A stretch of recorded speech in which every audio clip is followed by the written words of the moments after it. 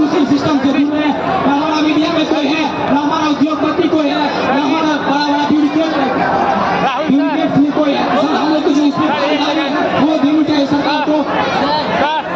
Media के बारे में बताइए सर जो मीडिया को भी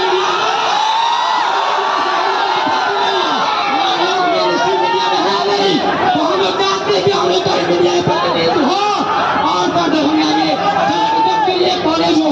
जर्नलिज्म के लिए कॉलेज नहीं है, हम लोग जर्नलिज्म करना भी चाहते हैं। वो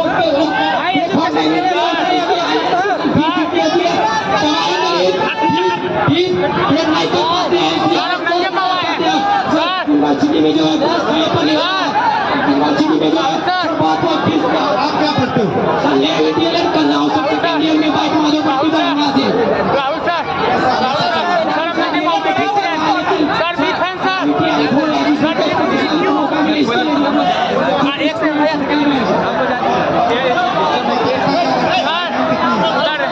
मेरे माता हमें तो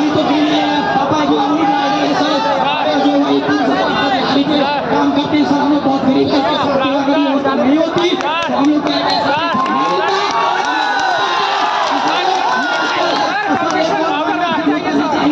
ये सही है। ये हॉस्टल है, हम लोग यहाँ मैट्रिक इंटर ग्रेजुएशन करेंगे,